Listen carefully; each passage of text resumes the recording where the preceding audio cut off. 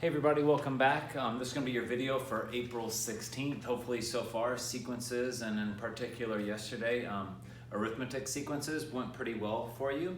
You've already seen the formula for it, and you've already kind of wrote the rule in a couple of different ways, but today we're going to look at two more examples on how you can still write the rule just given some information about the problem.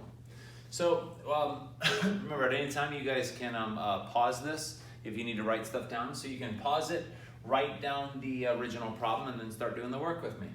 So it says, write the rule if a sub 51 equals 97 and the common difference is 4. Once it says common difference, I know that it is an arithmetic sequence, all right? So arithmetic sequences where you add the same number each time, and if the common difference is a positive 4, then that means that we add 4 each time. But either way, in order to do this, we start with our formula. We have a sub n is equal to a sub 1 plus quantity n minus 1 times d. Now, if you remember from yesterday's video, if we can plug in a number for a sub 1 and d, we can simplify the right side, and that's our rule. But we don't have that given information. So what we have to do is we have to make sure we take the numbers that are given to us and plug them in the correct spots. So you guys, the common difference hopefully is pretty easy. A 4 is going to go into the D spot. But as I told you yesterday, and I think we kind of saw a problem like this as well, this is the information where it might be a little bit trickier to plug in. 51 represents n, 97 represents the answer if 51 was plugged in. So 97 has to go into your kind of like, we'll call it our final answer slot, a sub n. We don't know our a sub 1 plus its quantity. If we plugged in 51 to our n spot, our answer would be 97 minus 1 times our common difference of 4. Now we can hopefully simplify and solve for a sub 1 pretty easily. We have 97 is equal to a sub 1 plus 51, take away 1 is 50, times 4 is 200. And when we minus the 200 over, we get negative 103 is equal to a sub 1. Now, we just did a decent amount of work, but we're not done, we're close. We're going to use this information because that is what we need to have. We're going to use this information in order to write our rule. Now, we're going to use the same formula, so I'm not going to rewrite it, but I am going to plug in the pieces that I would need.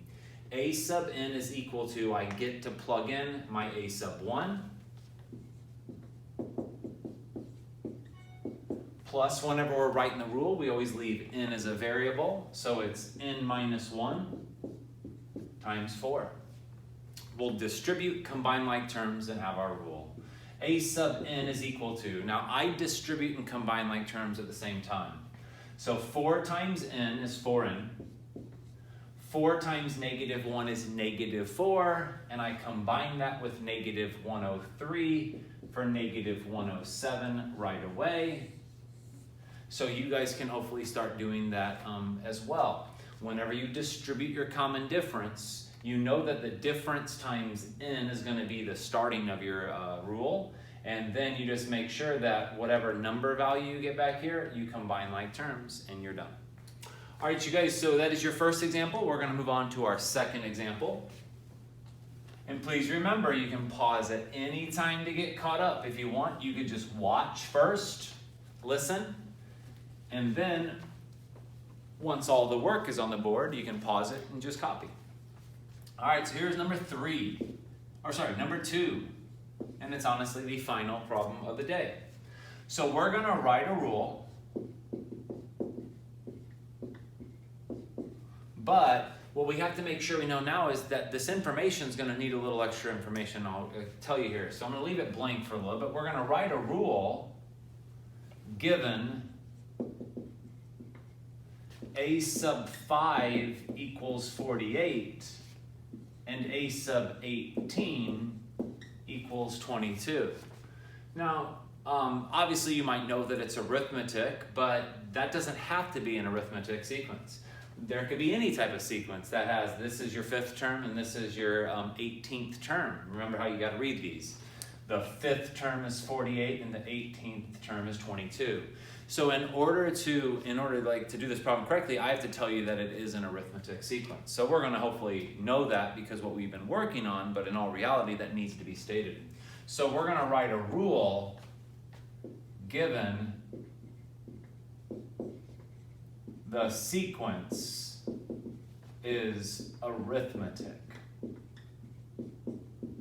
Now, very important again that we stated that. So now you guys, what we really have though is we have 2 things that are known, but we have 2 things missing that we need. Because whenever you look at this formula, which we've used now for the last couple of days, we realize we really want to plug in a number to a sub 1, and we really want to plug a number into d. So when there are 2 variables that are missing, you need to set up 2 equations so we can solve it by a system of equations. So you guys, I'm going to actually have to generate an equation with only that information. So remember where the 5 goes. 5 represents if you plugged 5 into the n spot, so 5 is going to go into your n variable, your answer would be 48. So 48 goes into a sub n. And when you do that, and you plug in 5 there and 48 there, you have the 2 unknowns that we need. So I'll kind of write those over in blue here. So I have 48 is equal to a sub 1 plus 5 minus 1 times d. I plugged 5 into n, 48 into a sub n. Now, this is going to be another equation. Because remember, if I have 2 variables, I need 2 equations. Well, same concept. If I plug in 18 to my n spot, my final answer is 22.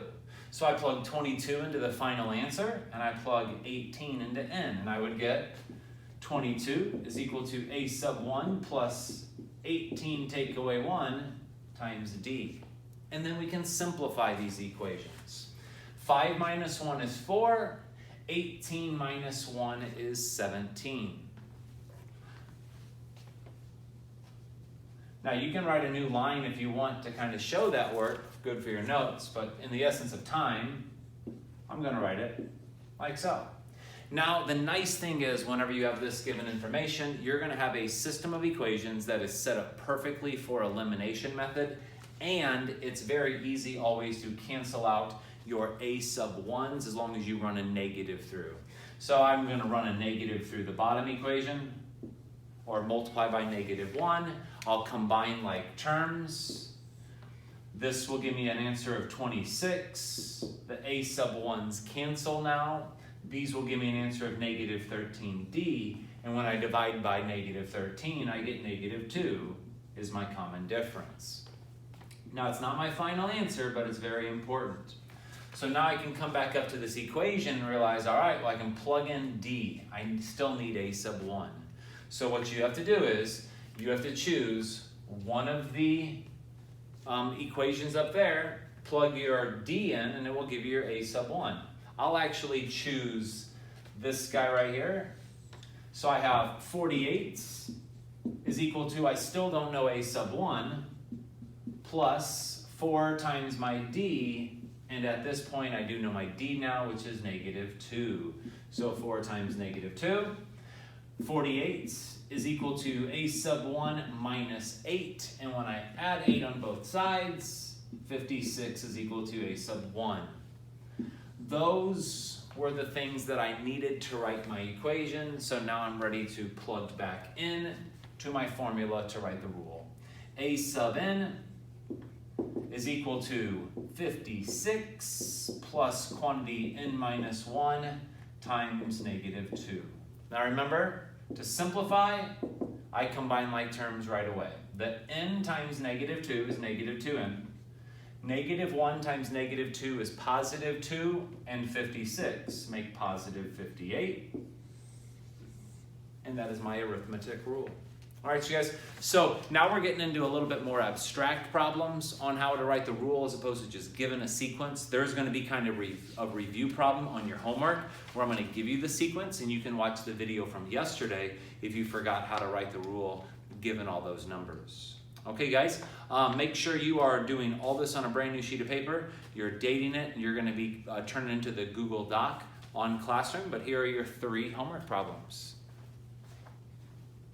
Let's let it get zoomed in there. Again, at this point, you could pause it, write down all those problems, but other than that, have a great day. It's your boy, Mr. Pete.